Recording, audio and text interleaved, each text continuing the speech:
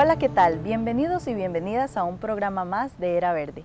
El día de hoy nos encontramos desde los jardines del Museo Nacional y vamos a conversar sobre el proyecto de ley de gestión integrada del recurso hídrico.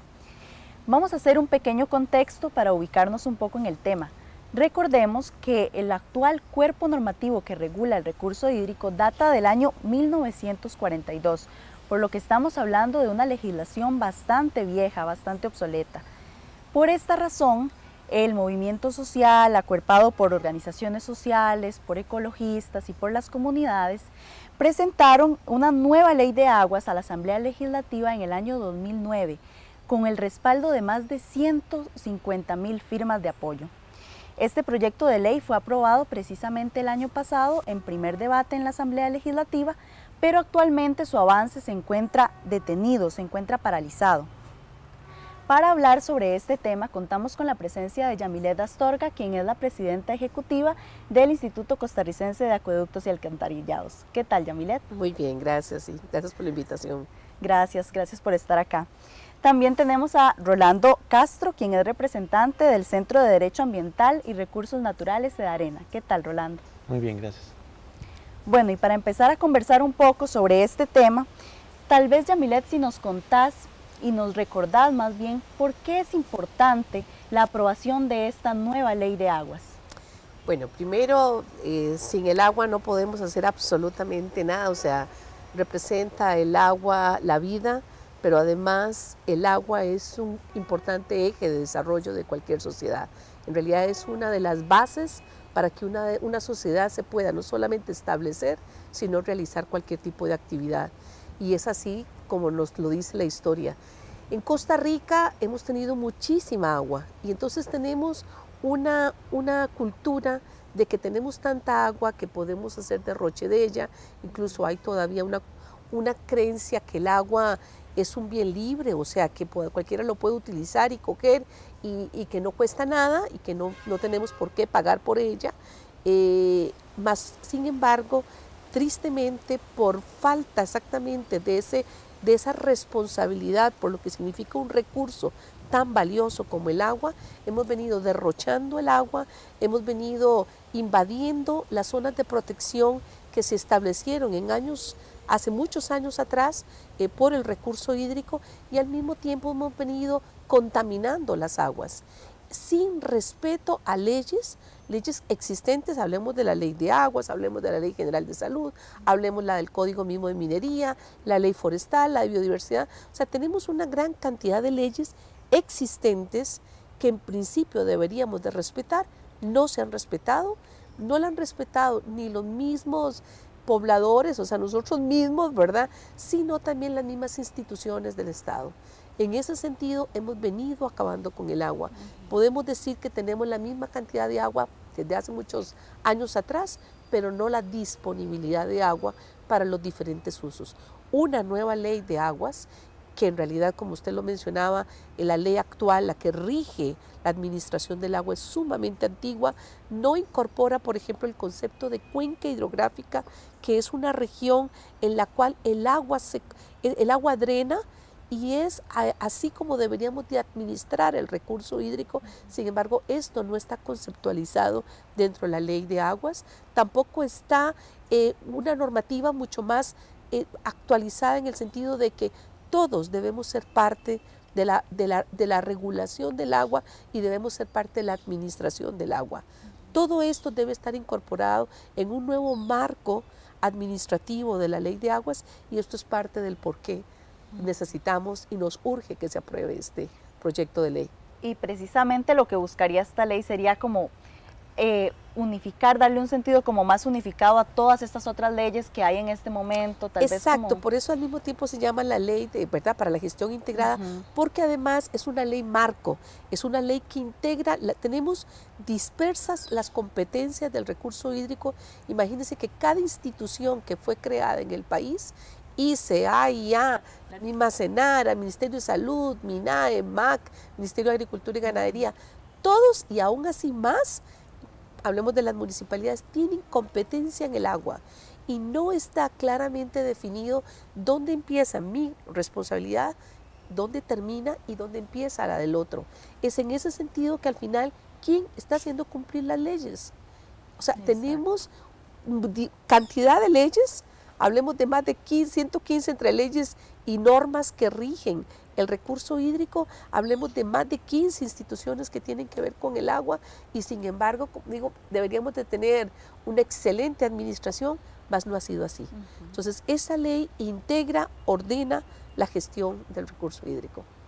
Perfecto, sí, justamente vamos a hablar de algunos aspectos más a profundidad en el siguiente bloque. Tal vez, Rolando, vos si nos comentás brevemente cuál es el estado actual de la ley, porque lo que estaba comentándoles yo de que fue aprobada en un primer debate el año pasado, pero se encuentra paralizada. ¿Qué quiere decir esto? Bueno, la ley fue aprobada el 31 de marzo del 2014, ¿verdad? Y sin embargo fue enviada a consulta. Es una consulta que se llama consulta facultativa, ¿verdad? Que es una potestad de los señores y señoras diputadas, y fue entonces enviada a la sala. El año pasado, aproximadamente en octubre, la sala, digamos, resolvió que había encontrado algunos artículos, 2 artículos concretamente y un transitorio, que podían tener, digamos, roces de constitucionalidad. Ante esto lo que procede es que la Asamblea Legislativa, si acoge ese criterio, proceda a resolver o a, digamos, arreglar esos posibles roces, y esto lo hace mediante una comisión que le llaman la Comisión de Constitucionalidad. Es una comisión que se nombra al efecto, tiene 5 integrantes, y ellos bueno, han revisado, digamos, el caso, el expediente, y en este momento, digamos, habían 2 criterios dentro de la comisión, ¿verdad? Un criterio que pasara a la Comisión de Ambiente de la Asamblea Legislativa, que fue la que lo dictaminó, para que resolviera eso, lo pertinente, y el otro criterio era que pasara al plenario, ¿verdad? Y se, digamos, resolviera ahí en el plenario estos posibles roces. En este momento aún no se han resuelto, digamos, estos 2, digamos, que se pueden llamar criterios o dictámenes de esta Comisión de Constitucionalidad, y por lo tanto, digamos, estamos a la espera de que esto suceda, ¿verdad? Sin embargo, cualquiera de los 2 escenarios, lo importante es que podamos corregir estos defectos para que podamos tener una ley, ¿verdad? Hay que recordar tal vez que este es un proceso que lleva más de 15 años, claro, y que por lo tanto, digamos, no se puede echar simplemente a la basura. Y la otra cosa es que, digamos, debemos recordar que es un proyecto de iniciativa popular, ¿verdad? Entonces también hay un respeto a ese proceso, en el sentido de que se tiene que votar esa ley en segundo debate, ¿verdad? Por lo tanto, es importante porque si no hubiera sido una ley de iniciativa popular, difícilmente se hubiera votado, ¿verdad? Las leyes de agua, y esto es un asunto que ha pasado en casi todos los países de Latinoamérica, han sido procesos muy difíciles porque el agua es un bien escaso y es un bien, digamos, que hay muchos intereses detrás del agua, ¿verdad? Entonces, posiblemente si no hubiera sido una ley de iniciativa popular, aún se estuviera discutiendo, ¿verdad? Entonces, yo creo que es importante que eso se respete. Sí, precisamente sobre estos artículos, que son el artículo 29 y 30, vamos a hablar más en el siguiente bloque. De momento vamos a ir a una breve pausa y volvemos con más de Era Verde.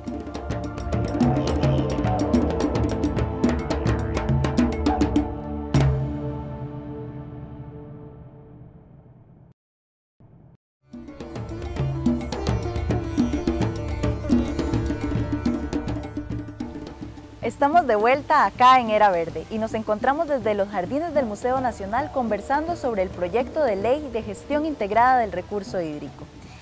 Tal vez, Yamilet, si retomamos el tema que estuvimos conversando en el bloque anterior, ¿qué es lo que se está planteando respecto a estos artículos que la Sala señaló que podían rozar con la Constitución? Y tal vez, ¿qué se va a hacer respecto a las áreas de protección? ¿Se van a mantener las que establece actualmente la ley forestal y la ley de aguas? ¿Se van a hacer estudios técnicos? Sí, bueno, nuestra recomendación es que quedaran tal cual la ley forestal, tanto en las áreas, por ejemplo, ribereñas, ¿verdad? Los 10, 15 metros que hay que dejar a ambos lados de los quebradas o ríos, de igual manera en las rías o en humedales, lagos, lagunas.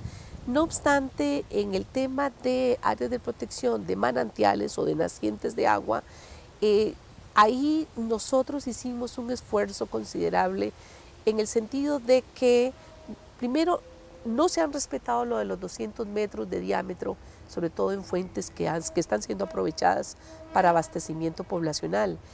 Y tampoco tiene ninguna lógica proteger aguas abajo después de que una fuente ha sido captada. Hay estudios técnicos en los cuales nosotros nos basamos para hacer, hubo muchísimo análisis y discusión para hacer una propuesta, no solamente que protegiera el recurso, sino que también no afectara sobre todo a pequeños productores. Bien sabemos que si hay una finca, un pequeño productor, hablemos de 10 hectáreas, que aún así no es tan pequeña, si tuviese un manantial, tendría que proteger toda la finca. Y en ese sentido lo estaríamos afectando directamente, porque el área de protección de 200 metros de diámetro te alcanza unos 13 hectáreas. En ese sentido, y de igual manera, si hemos aprovechado el agua, si hemos hecho una obra de captación, no tiene lógica proteger aguas abajo, porque lo que más hay que proteger es la zona de recarga, que es aguas arriba de donde está la obra. En ese sentido es que, como digo, hicimos bajo estudios hidrológicos que se han hecho anteriormente basados en esto y otros estudios incluso técnicos en los cuales hicimos referencia, se hizo la propuesta de la protección de un cono. Esta protección de un cono, que de igual manera abarca 200 metros aguas arriba con una abertura de un ángulo de 45 grados, perfectamente podría tener afectaciones en el sentido de que, digamos, no estaríamos cubriendo toda la totalidad del área de infiltración de aguas. Pero para ello se dejó otro artículo en el cual se dice claramente que cuando no hay conocimiento exacto y hay un interés de la protección, porque es una fuente de agua importante para consumo de poblaciones, se requiere de un estudio hidrogeológico. Entonces siempre y que está por encima el estudio, los resultados del estudio hidrogeológico, que lógicamente está área de protección, que es un área de protección fija, un área de protección mínima. Bueno, la Sala Constitucional dice claramente que si hay suficiente justificación técnica podríamos variar. Nosotros estaríamos de acuerdo en buscar nuevamente todo ese sustento técnico, científico, para justificar específicamente este, que es uno de los temas sensibles para los productores y es uno de los temas en los cuales hay y hubo, digamos, no una apertura de parte del sector agrícola para la aprobación de este proyecto de ley. Claro, porque sus intereses se estaban viendo lógicamente, afectados. exacto. Pero en función de los demás artículos sí estamos totalmente de acuerdo y más bien seguiríamos apoyando en que queden los que están establecidos por la ley forestal. Tal vez, Rolando, si pasamos a otro de los temas que generan dudas sobre esta nueva ley, si hablamos sobre el tema del valor económico, porque algunas personas han entendido que esto significa una mercantilización del agua. ¿Cuál es la diferencia entre este valor económico del agua y una posible mercantilización del agua? Sí, claro, es uno de los grandes mitos que se ha desarrollado y yo creo que más bien es uno de los grandes avances que tiene esta ley, porque al darle el agua un valor, el valor no es igual que precio, primero que todo, y después que al darle un valor al agua, lo que estamos diciendo es que las personas que usan el agua deben pagar por ella, es decir, las grandes actividades económicas tienen que pagar por utilizar esa agua, su justo valor, ¿verdad? Darle su justo valor y eso entonces nos permitiría que inclusive se puedan revisar, digamos, las tarifas que actualmente se pagan. Luego, también a la hora que una persona causa un daño a la agua o causa un daño a los ecosistemas asociados al agua, también eso va a permitir que tenga que reponer o tenga que reponer las cosas al estado en que estaban pagando por el justo valor que tiene el agua y por el justo valor que tienen los ecosistemas asociados, ¿verdad? Entonces el hecho de que esto quede en la ley más bien se considera un gran avance y nos pone de cara a las legislaciones más modernas del mundo. Claro, busca más bien una protección del recurso. Yamilet, y pasando a otro tema, estamos hablando de que esta ley está dentro de un cuerpo legal más amplio, que es la agenda legislativa del agua. Entonces, tal vez, si hablamos un poco de la reforma constitucional que busca que el agua sea reconocida como un derecho humano. Este es otro aspecto que es muy importante, que tiene que ver con la protección de nuestros recursos. Entonces, tal vez si si comentamos un poquito de qué se trata esta reforma. Sí, bueno, en realidad las Naciones Unidas ya había aprobado el derecho al acceso al agua y al saneamiento como un derecho humano fundamental, y algunos de los países en Latinoamérica ya han venido avanzando en la aprobación, en subirlo a rango constitucional. Nosotros de igual manera ya hace algunos años atrás se ha venido haciendo esta propuesta, no obstante pues ha sido difícil. Lógicamente el aprobar el derecho como el derecho al acceso al agua y al saneamiento no es fácil en cuanto a su ejecución, en el sentido que estamos hablando de la universalización del abastecimiento de agua y el saneamiento. Esto representa un costo altísimo para el Estado, porque en estos momentos nosotros abastecemos, construimos nuevos acueductos, ampliamos acueductos, mantenemos y operamos los acueductos con base en el cobro de los servicios, que tiene que ver un poco con eso, lo del valor económico que Rolando hacía mención. Sin embargo, tenemos y estamos ahorita trabajando en eso, incluso en cómo el modelo tarifario podríamos cambiarlo en el sentido de que para lograr realmente esta universalización hay familias en extrema pobreza que no pueden pagar por ello. No obstante, la ley tal cual está ahora, todos tienen que pagar por el agua. Y de igual manera el modelo tarifario que tenemos ahora, todos deben pagar. Y si no pagan y si no pueden lograr por arreglo de pago este pago del servicio, incluso, y tengo que decirlo, se han rematado casas. Y normalmente este remate de casas representan a familias, mujeres solas con hijos.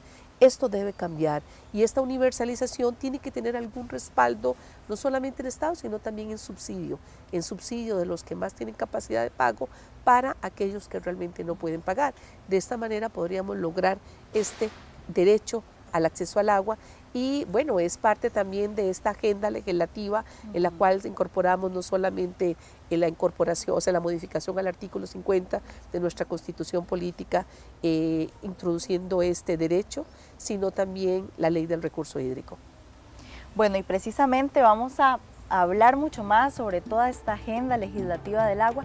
Vamos a seguir con un pequeño corte y volvemos con más de Era Verde.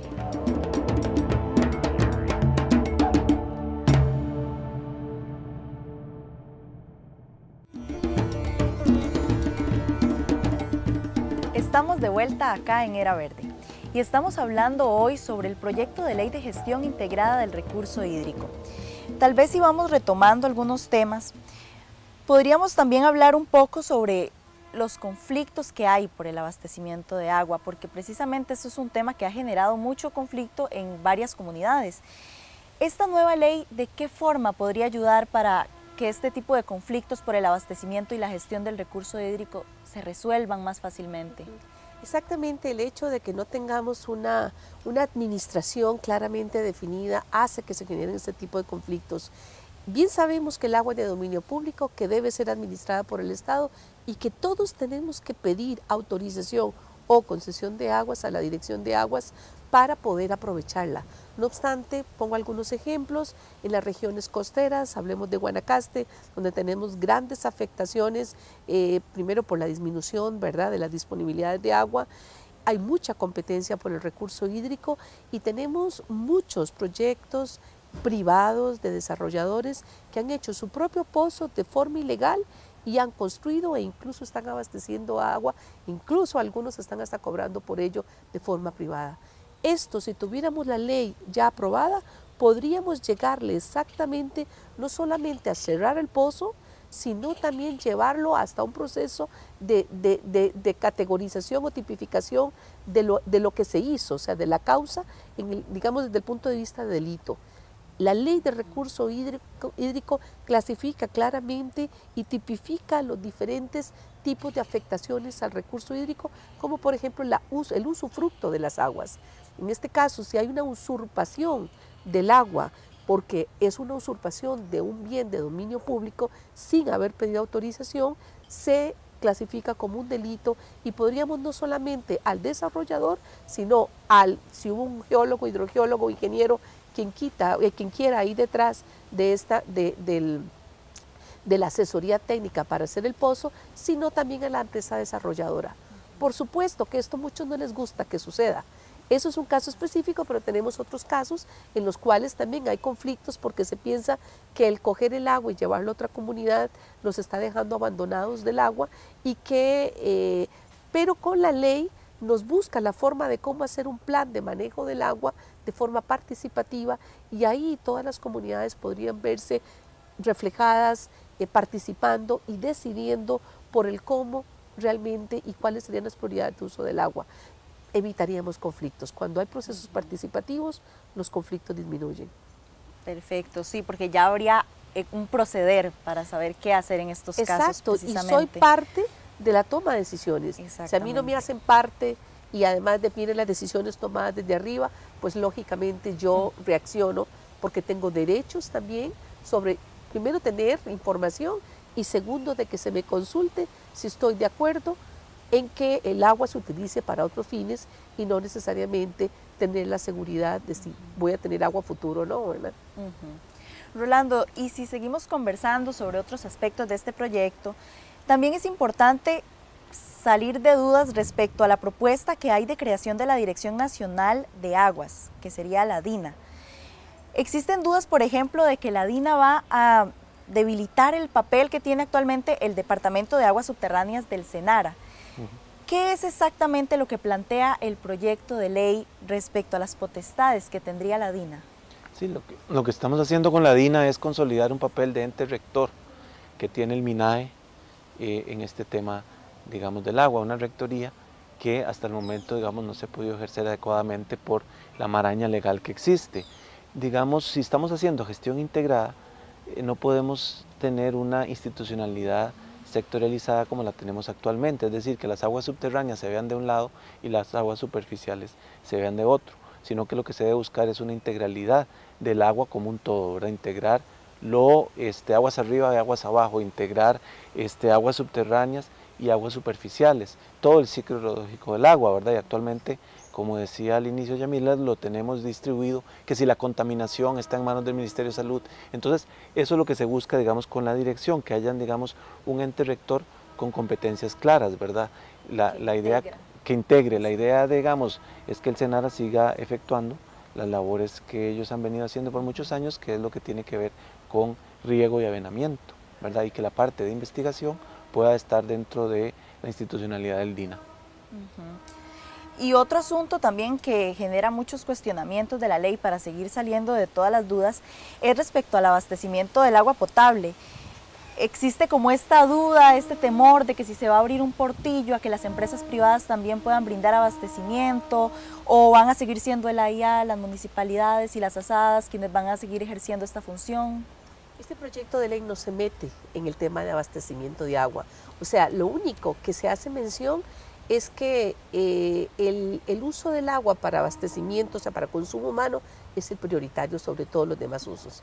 Es lo único que menciona. Y segundo, que el AIA y las asadas son las que van a abastecer de agua. O sea, cierra todo portillo para que cualquier interesado privado abastezca de agua. O sea, no hay una sola artículo de la ley en el cual se abra, como digo, ese portillo para que se dé el servicio de abastecimiento privado. No solamente queda claramente sellado que el agua es un bien de dominio público, sino que los servicios, además de abastecimiento y saneamiento, son públicos. Perfecto. Sí, precisamente entonces esto tiene que ver con el principio del derecho. Exactamente, del o sea, derecho humano al si agua. tenemos un servicio privado, pues lógicamente no necesariamente los servicios privados van a llevar a una familia que está lejana el agua, porque lógicamente no lo es rentable.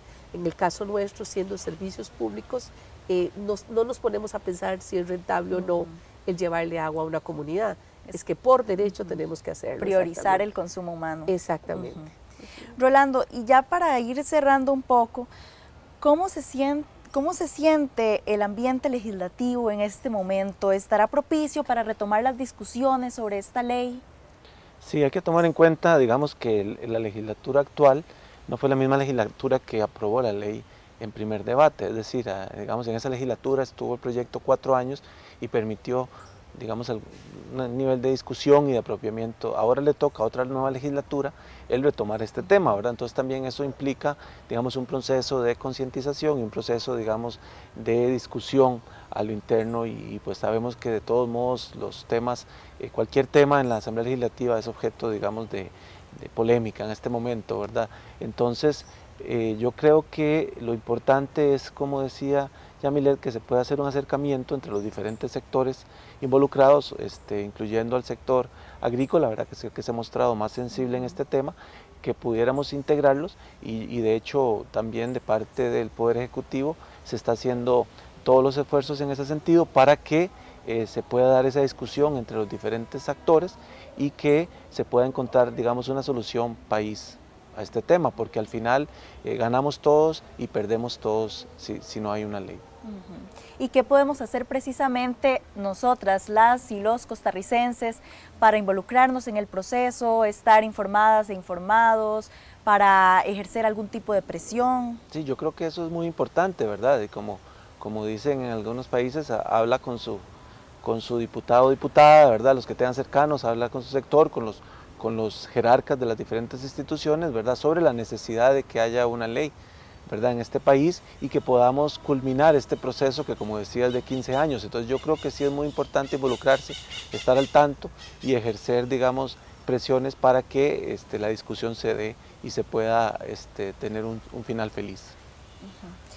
Y ya para cerrar, de forma muy concisa, ¿está dentro de las prioridades de esta administración la aprobación de esta ley, Yamilet? Sí lo está. Incluso hay un pronunciamiento de los diferentes ministros, el ministro de Agricultura, el ministro de Ambiente y Energía, el mismo presidente de la República, el ministro de la Presidencia, en los cuales manifiestan una prioridad de este proyecto de ley y además un llamado a los diputados para que realmente tomen este proyecto y ojalá lo aprueben. Y ojalá lo aprueben a la brevedad posible, pero realmente yo creo que nunca antes en la historia de nuestro país tenemos una necesidad urgente de organizar, planificar y administrar de forma correcta el recurso hídrico.